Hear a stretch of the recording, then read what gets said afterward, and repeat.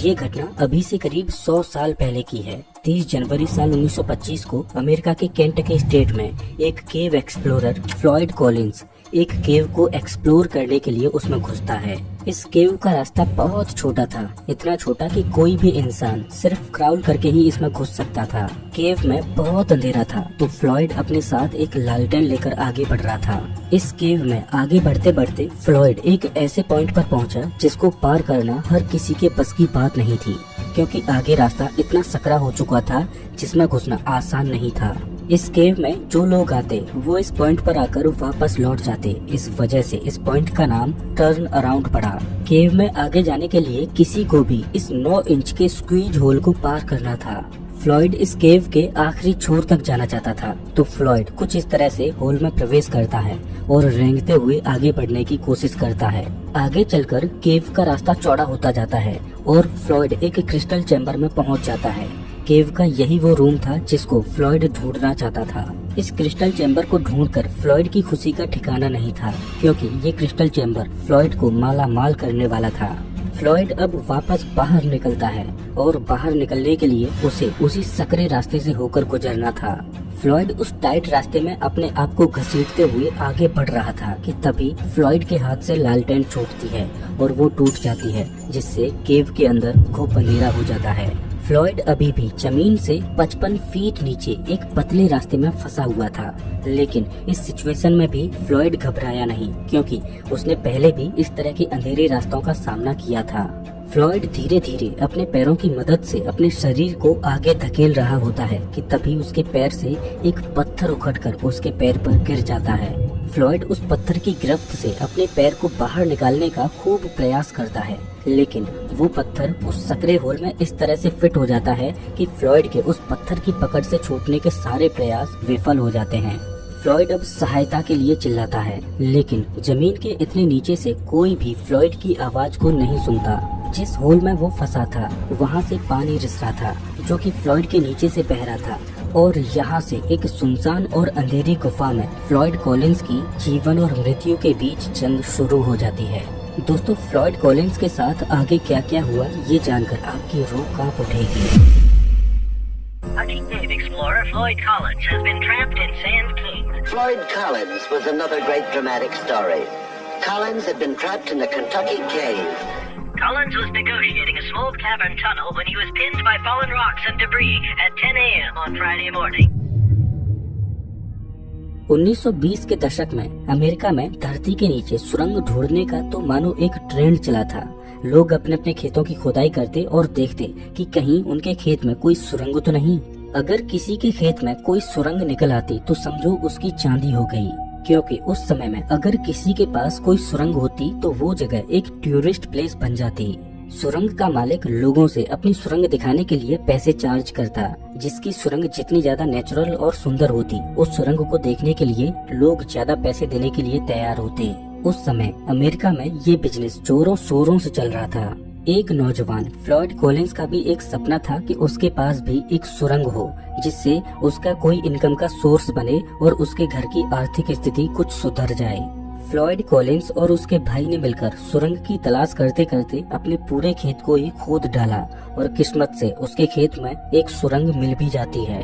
Floyd Collins लोगों को आमंत्रित करता कि वो उसकी सुरंग को आकर देखें, लेकिन परेशानी ये थी कि फ्लॉयड की सुरंग मेन रोड से कई किलोमीटर अंदर थी और मेन रोड पर पहले से ही बहुत सारी सुरंगें थीं, तो लोग मेन रोड के पास वाली सुरंगों को देखना ज्यादा पसंद कर रहे थे और फ्लॉयड की सुरंग को देखने के लिए कोई नहीं जाता। इस परेशानी से निजात पाने के लिए फ्लॉयड कॉलिंस ने एक तरकीब निकाली कि क्यों ना वो मेन रोड पर मौजूद किसी सुरंग के मालिक के साथ पार्टनरशिप में काम करे। वो एक सुरंग के मालिक से मिलता है और उससे कहता है कि वो उसकी सुरंग का ख्याल रखेगा और जो भी लोग सुरंग देखने आया करेंगे वो उन्हें सुरंग दिखा दिया करेगा। बस इतने काम के लिए उसे मुनाफे में से कुछ टका हिस्सा मिल जाया करे। सुरंग के मालिक को फ्लॉयड का ये सुझाव अच्छा लगा। उसे भी इसमें फायदा दिखा कि अब उसे लोगों को सुरंग दिखाने के लिए अपना समय खर्च नहीं करना पड़ेगा और फ्लॉयड उसकी सुरंग को संभाल लेगा। फ्लॉयड ने सुरंग के मालिक से कहा कि मैं एक बार पूरी सुरंग को देखकर उसका जायजा ले लेता हूँ, जिससे लोगों को सुरंग दिखाने में मुझे कोई दिक्कत ना हो।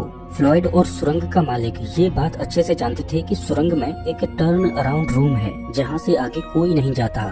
उस समय लोग क्रिस्टल केव को देखने के लिए ज्यादा आतुर होते और ज्यादा पैसे भी देते थे।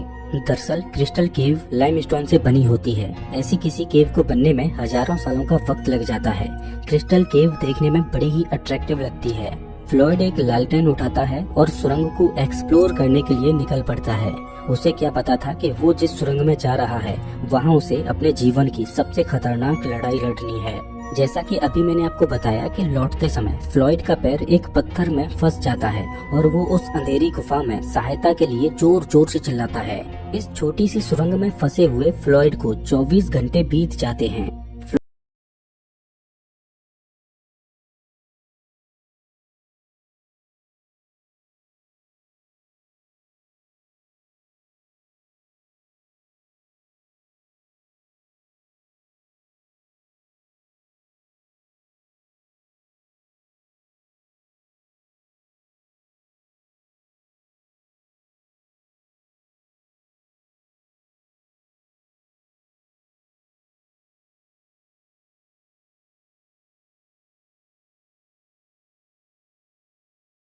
मदद की गुहार लगा रहा था।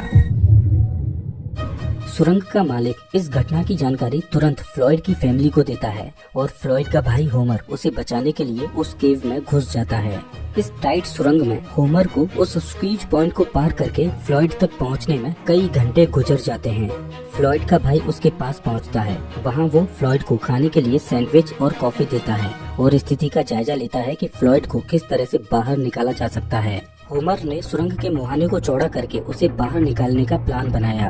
होमर छेनी हथौड़ा लेकर आया और एक बार फिर से उस सुरंग में घुसा और सुरंग की दीवारों को चौड़ा करने की कोशिश करने लगा, लेकिन इससे स्थिति और ज्यादा गंभीर होती जा रही थी।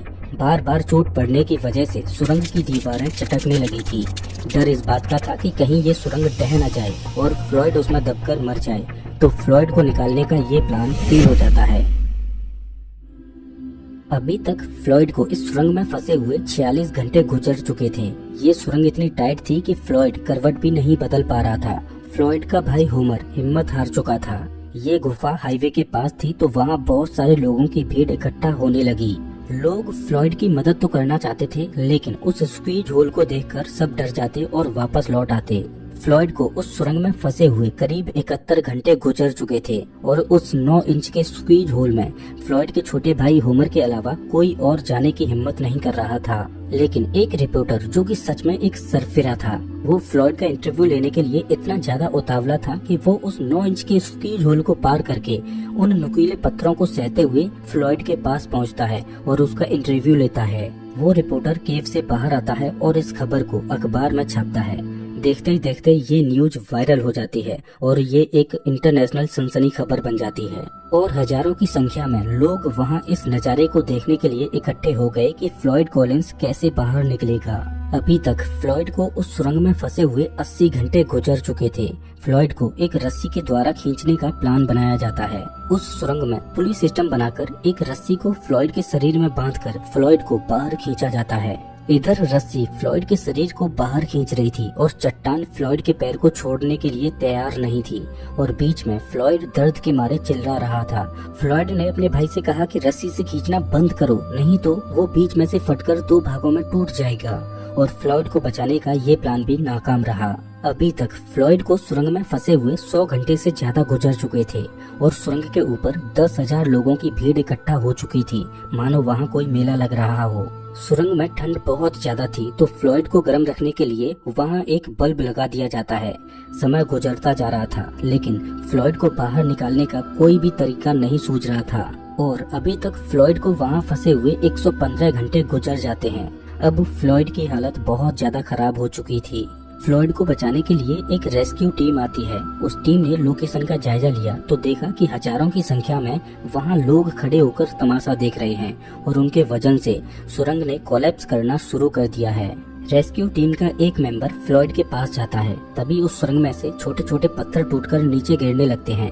तो रेस्क्यू टीम का मेंबर ये देखकर पीछे जाने की कोशिश करता है। अभी तक फ्लॉयड को ये समझ आ चुका था कि अब उसका बच पाना संभव नहीं है। ये सुरंग कभी भी ढह सकती है। फ्लॉयड इस सुरंग में अकेला नहीं मरना चाहता था। इस वजह से फ्लॉयड उस रेस्क्यू टीम के मेंबर से पीने के लिए पानी मांगता है, लेकिन पानी तो फ्लॉयड के नीचे से बहता जा रहा था और इतने दिनों तक फ्लॉयड उसी में से पानी पी रहा था। रेस्क्यू टीम का मेंबर फ्लॉयड की इस चाल को समझ चुका था कि वो उसे भी अपने साथ फंसाना चाहता है, तो वो तेजी से उस सुरंग से बाहर निकल जाता है। तभी वो सुरंग कोलैप्स हो जाती है और फ्लॉयड के पास आने जाने का रास्ता बिल्कुल बंद हो जाता है।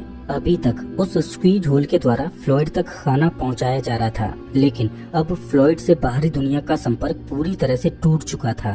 अब फ्लॉयड को बचाने के लिए एक नया प्लान बनाया गया। प्लान ये था कि ऊपर से फ्लॉयड तक एक रास्ता बनाया जाए और फ्लॉयड को निकाला जाए, लेकिन सवाल ये था कि सुरंग के ऊपर खोदाई कैसे की जाए। भारी मशीनों से खुदाई करके फ्लॉयड तक पहुंचने का रास्ता जल्दी बनाया जा सकता था, लेकिन मशीनों से खुदाई करने में इस बात का डर था कि कहीं मशीनों के वाइब्रेशन की वजह से पूरी सुरंग फ्लॉयड के ऊपर ही कोलैप्स न कर जाए। दूसरा प्लान ये था कि हाथों से खुदाई करके फ्लॉयड तक रास्ता बनाया जाए, लेकिन इस प्लान में समय ज्यादा लगने वाला था। लेकिन फाइनली दूसरे प्लान को ही चुना गया। ऐसा अनुमान लगाया गया कि हाथों से खुदाई करके फ्लॉयड तक पहुंचने में 30 घंटों का और समय लगेगा, लेकिन क्या फ्लॉयड इतने समय तक जिंदा बच पाएगा? जो लाइट बल्ब फ्लॉयड को गर्म रखने के लिए लगाया गया था वो अभी भी काम कर रहा था। एक जुगाड़ लगाकर लाइट बल्ब के वायर से एक रेडियो एम्पलीफायर को जोड़ा गया, जिससे फ्लॉयड की श्वास लेने से उस रेडियो एम्पलीफायर में फ्लक्चुएशंस आ रही थी, जो इस बात का सबूत थी कि फ्लॉयड अभी जिंदा है। फ्लॉयड तक सुरंग खोदते खोदते समय अनुमान से ज्यादा लगता जा रहा था और अभी तक फ्लॉयड को उस सुरंग में फंसे हुए 220 घंटे गुजर जाते हैं। जो सुरंग 30 घंटे में खोदी जानी चाहिए थी, उसको खोदते हुए 140 घंटे हो चुके थे, लेकिन अभी भी वो सुरंग पूरी नहीं खोदी थी और नीचे फ्लॉयड भूखा अपने जीवन की लड़ाई लड़ रहा था। लेकिन तभी स्थिति और खराब होती है। फ्लॉयड को फंसे हुए 15 दिन गुजर चुके थे और अभी भी फ्लॉयड जिंदा था, लेकिन तभी वो लाइट बल्ब जलना बंद हो जाता है। अब परेशानी ये थी कि उन्हें अब ये नहीं पता चल पाएगा कि फ्लॉयड जिंदा है या मर गया। फाइनली 18वें दिन खुदाई कंप्लीट होती है और वो उस सुरंग का रास्ता बनाकर फ्लॉयड तक पहुंच जाते हैं। फ्लॉयड का भाई होमर फ्लॉयड को निकालने के लिए नीचे जाता है। वहां जाकर पता चलता है कि फ्लॉयड अब जिंदा नहीं है। वो अपने जीवन की इस लड़ाई को हार चुका था। जिस चट्टान ने फ्लॉयड के पैर को दबाया था उसका वजन महज 27 किलोग्राम था और वो छोटी सी चट्टान पत्थर की नहीं बल्कि मिट्टी की थी। लेकिन वो सुरंग इतनी टाइट थी कि फ्लॉयड उस चट्टान को ना तो तोड़ पाया और ना ही उसे हिला पाया। ऐसा लग रहा था कि मानो वो चट्टान सदियों से उस सुरंग में फ्लॉयड का ही इंतजार कर रही थी। दोस्तों, क्या आप इसी तरह की सर्वाइवल की और वीडियो देखना चाहते हो तो आपको स्क्रीन पर एक वीडियो दिखाई दे रही होगी जिसमें सर्वाइवल की इसी तरह की एक दिल दहला देने वाली घटना का जिक्र है जो आपकी रूह कपा देगी। वीडियो पर क्लिक कीजिए, मैं आपको वहीं मिलता हूँ।